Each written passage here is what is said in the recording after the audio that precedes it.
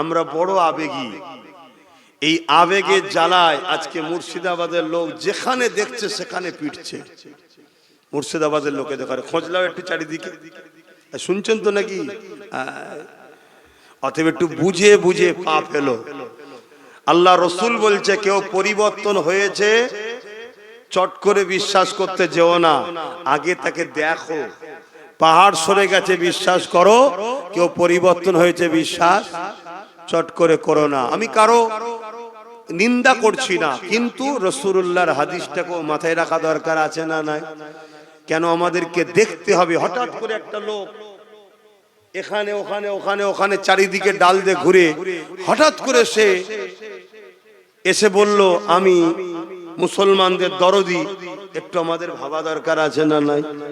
আমার বক্তব্যটা এই জায়গায়, আমি তার পক্ষে বিপক্ষে কোনো কথা বলছি না, কিন্তু আমি এতটুকু বলবো রসুল বলছে তোমরা ভেবে দেখো, চট করে বিশ্বাস কাউকে করতে যেও না, এটা মাথায় রেখে দিও। হ্যাঁ, আমাদের যে যা লিখছে, আমাদের যে যা কাটছে সব নোট করো, আর নোট করে কোমরটাকে আগে মজবুত করো, ভিতটা ভালো করে দাও, তাহলে উপরে 10 তলা কেন 20 তলা দেওয়া যাবে, ঠিক তো নাকি?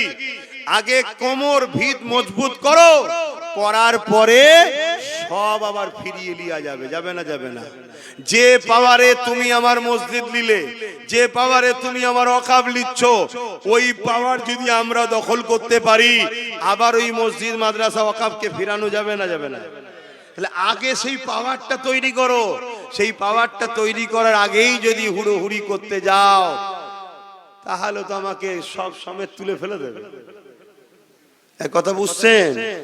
একটু বুঝে বুঝে পা ফেলো। কথাই কেউ কষ্ট পেয়েছেন, আসেন তওবা করি। বিসমিল্লাহির রহমানির রহিম। আল্লাহ তাআলা আমি জানা ওয়া জানা, ইচ্ছা ওয়া ইচ্ছা সকল গুনাহ হইতে তওবা করিতেছি। আস্তাগফিরুল্লাহ রাব্বি মিন কুল্লি যামবি ওয়া আতুবু ইলাইহি। আশহাদু আল্লা ইলাহা ইল্লাল্লাহু ওয়াহদাহু লা শারীকা লাহু ওয়া আশহাদু আন্না মুহাম্মাদান আবদুহু ওয়া রাসূলুহু। লা ইলাহা ইল্লাল্লাহ মুহাম্মাদুর রাসূল। বিশ্বাস করো, কেউ পরিবর্তন হয়েছে বিশ্বাস চট করে করো না। আমি কারো নিন্দা করছি না, কিন্তু রাসূলুল্লাহর হাদিসটাকেও মাথায় রাখা দরকার আছে না নাই? কেন আমাদেরকে দেখতে হবে? হঠাৎ করে একটা লোক এখানে ওখানে ওখানে ওখানে চারিদিকে ডাল দিয়ে ঘুরে হঠাৎ করে সে এসে বলল আমি মুসলমানদের দরদি, একটু আমাদের ভাবা দরকার আছে না নাই?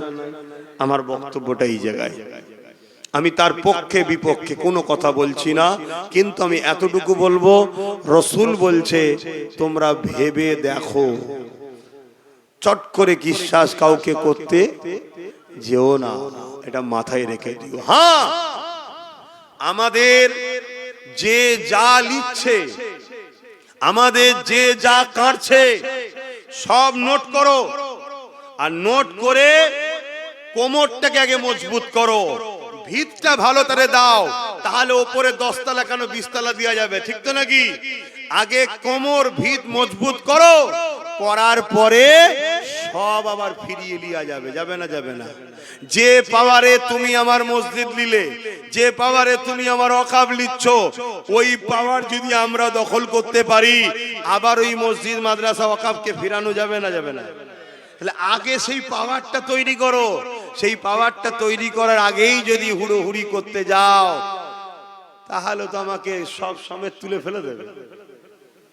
এক কথা বুঝছেন? একটু বুঝে বুঝে পা ফেলো।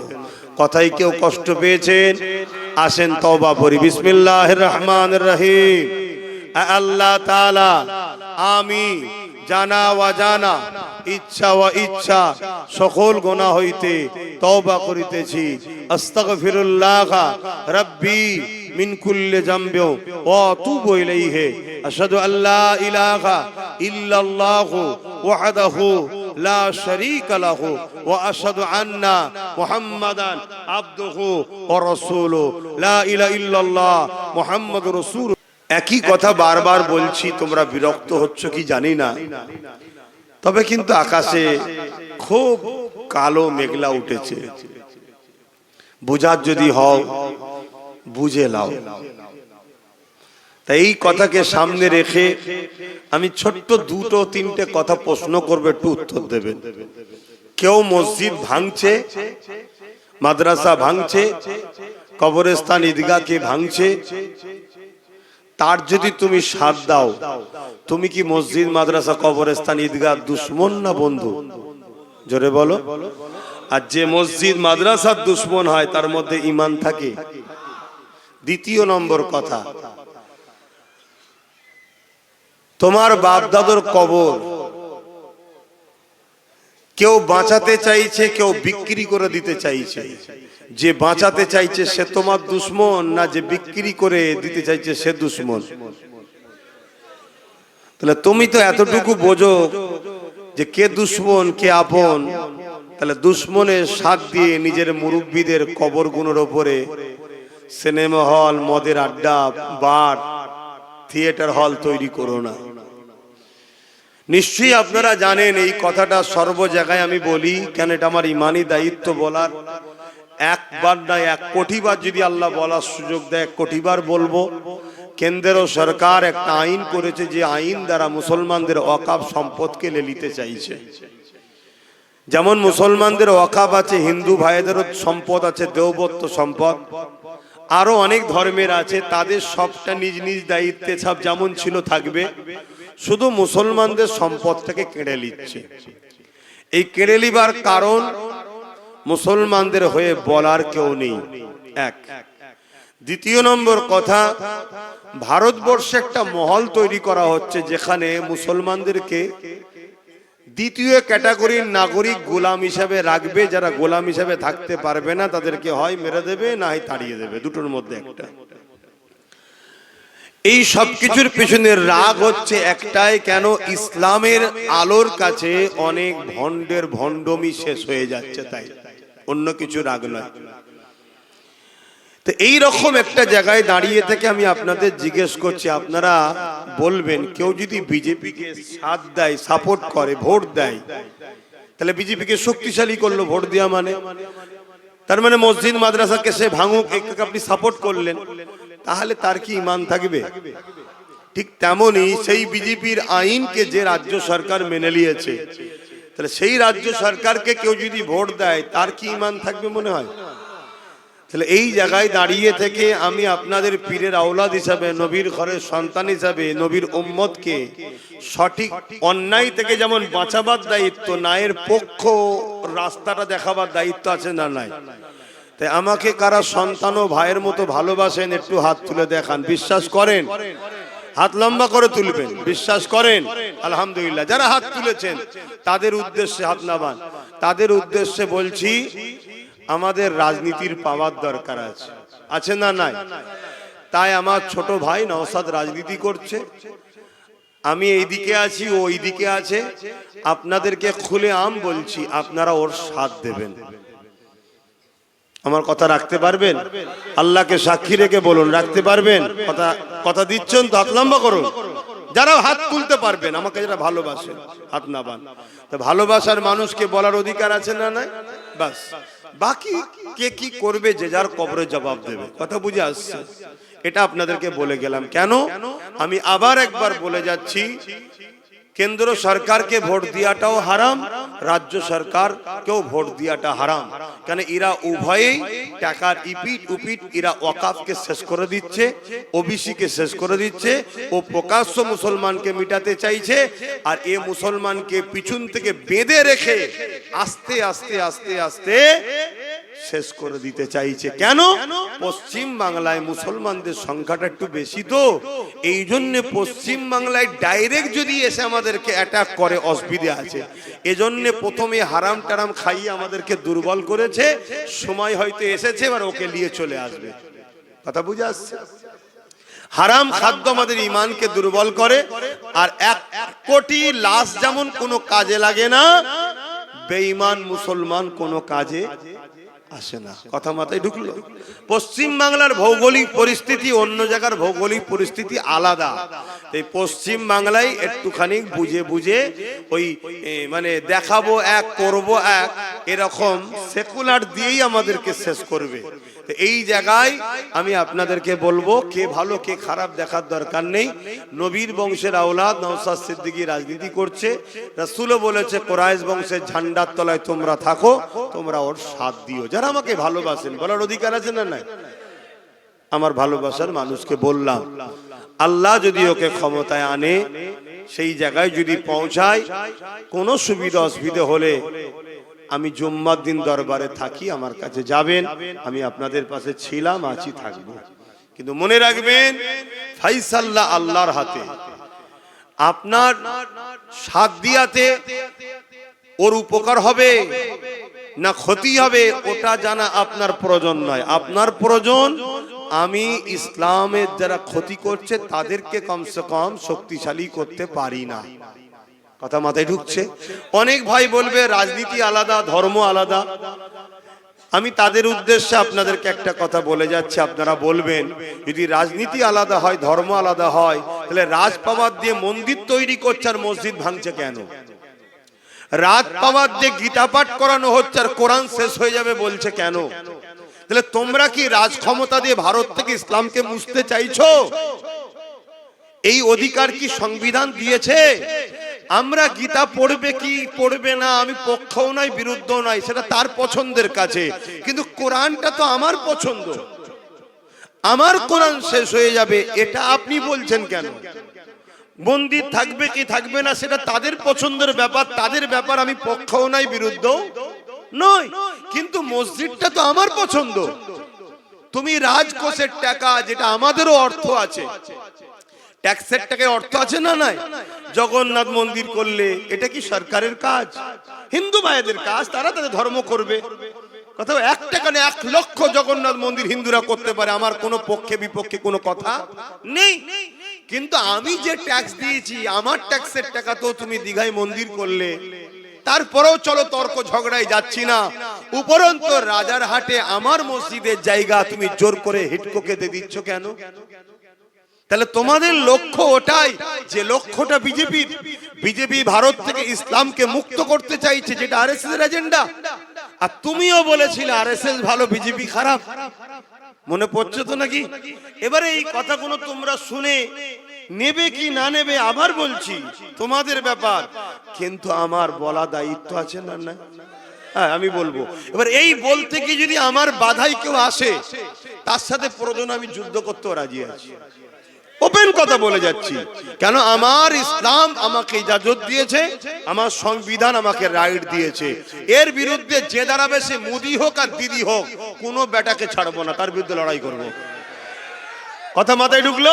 তাহলে এই জায়গায় আমার সাথে এই বুঝানোর পরে 10 জন হলেও তো সাথ দিতে পারে। কালকে 10টা 20 হতে পারে, তো 20টা একদিন 1 লাখ হতে পারে, তো 1 লাখটা একদিন 10 লাখ, 10 লাখটা একদিন 1 কোটি হতে পারে না? পারে না? একদিন বিপ্লব অবশ্যই ঘটতে পারে, কারণ ইতিহাস তো এইভাবেই ঘটে। তাই আমি আরো একবার বলছি, আমাকে বিশ্বাস রেখে আমি যে কথা বললাম আমার ছোট ভাইকে রাজনীতির বিষয়ে, ধর্মের বিষয়ে তো আমার সাথে আপনারা আছেন, আমার আরো বাপ ভাইদের সঙ্গে আছেন, রাজনীতির বিষয়ে আপনারা নওশাদের সাথ দিতে রাজি আছেন? হাত তুলে বলুন, দিতে রাজি আছেন? আলহামদুলিল্লাহ। এবারে বলতে পারেন জলসাতে কথা বলছেন কেন? নেতারা যখন রাজনীতি ছেড়ে দিয়ে ধর্ম মিটাতে নাবে ধর্মগুরুদের, তখন ধর্মের জায়গা থেকেই তো বলতে হবে। আমরা তো আমাদের তো জায়গা এইটাই, ঠিক তো নাকি? আমাদের তো অন্য জায়গা নেই, তাহলে এই জায়গা থেকেই তো বলতে হবে। তো ইমাম তো মসজিদ থেকেই বলবে যে দেখো, যদি তোমরা না নিজেদের রাজ পাওয়ার তৈরি করো, যদি তোমরা 60, 70, 80, 90, 100টা নিজেরা এমএলএ না বানাতে পারো, তাহলে তোমরা শেষ হয়ে যাবে। আর তোমরা যদি 60, 70, 100টা এমএলএ বানাতে পারো, বাকি যা থাকবে 194, বাকি সব ভাগ বাটারা করে লিগে যা তোরা, তারপরে যেই সরকার করুক আমাদেরকে সাথে নিয়ে করতে হবে। আর আমরা যখন কোন সরকারের পার্টনারে থাকবো, সাথে থাকবো, আমাদেরকে কেউ মিটাতে পারবে? 215টা দিয়েছো, 215টাই মমতার, আমাদের নয়। কিন্তু আজকে যদি ওই জায়গায় 100টা আমাদের থাকতো আর 115টা যদি ওর থাকতো, তাহলে একসাথে দল করতে হতো। তাহলে এই যে চেয়ারে বসে আছি, চারটে পায়া, তিনটে ওর থাকে, একটা আমাদের থাকলে ওই চেয়ারে বসে বলতে পারতো দিল্লি চলে যাও। এই জন্য আপনাদেরকে বোঝাচ্ছি। আর একটা শেষ কথা, আমার ভয় হচ্ছে, আমি তো চারিদিকে গিয়ে যেটা দেখছি, শুধু মুসলমান নয়, অমুসলিমরাও নওশাদের সাথে সাথ দিচ্ছে। আর রাজনীতির নেতা এমনই হওয়া দরকার যে শুধু মুসলমানের নয়, জনগণের হবে, যেটা নওশাদের মধ্যে আছে দেখছি। কথা বুঝে আসছে? আমি কিন্তু একটা ধর্মগুরু হিসেবে কথা বলছি, কথা বুঝে আসছে তো নাকি? কিন্তু ও রাজনীতি হিসাবে ওর মধ্যে সর্বধর্মের মানুষের জন্য লড়াই করছে না করে না? ওটাই হওয়া উচিত, ওটাই হওয়া উচিত। কেন?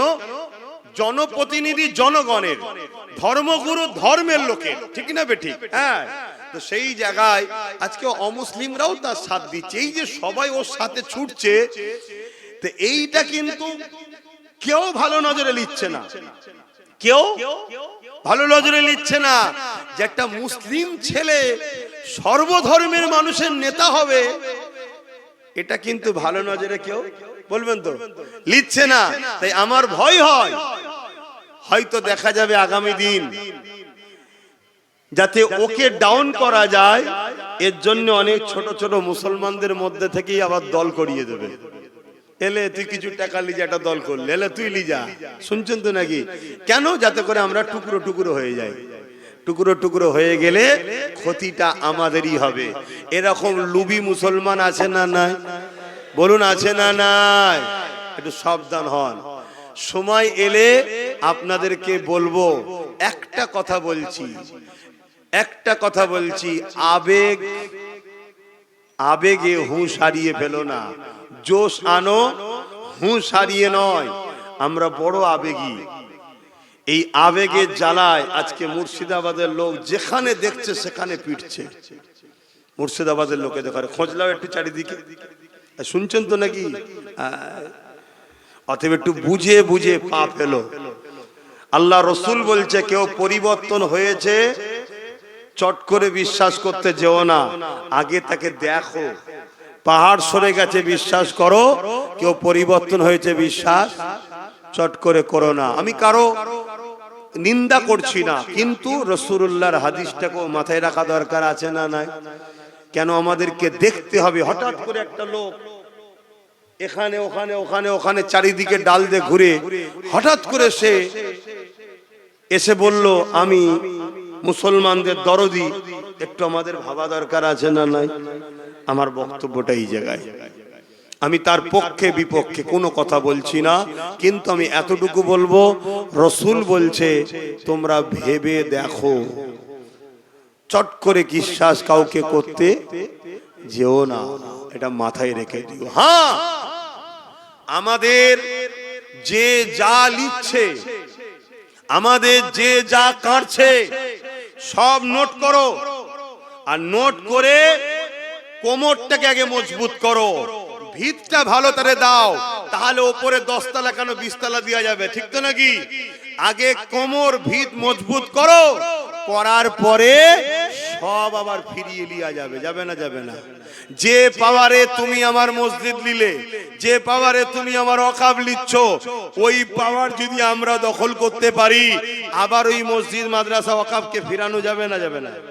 তাহলে আগে সেই পাওয়ারটা তৈরি করো। সেই পাওয়ারটা তৈরি করার আগেই যদি হুড়োহুড়ি করতে যাও, তাহলে তো আমাকে সব সমেত তুলে ফেলে দেবে। এক কথা বুঝছেন? একটু বুঝে বুঝে পা ফেলো। কথাই কেউ কষ্ট পেয়েছেন, আসেন তওবা করি। বিসমিল্লাহির রহমানির রহিম। আল্লাহ তাআলা, আমি জানা ওয়া জানা, ইচ্ছা ওয়া ইচ্ছা সকল গুনাহ হইতে তওবা করিতেছি। আস্তাগফিরুল্লাহ রাব্বি মিন কুল্লি যামবি ওয়া আতুবু ইলাইহি।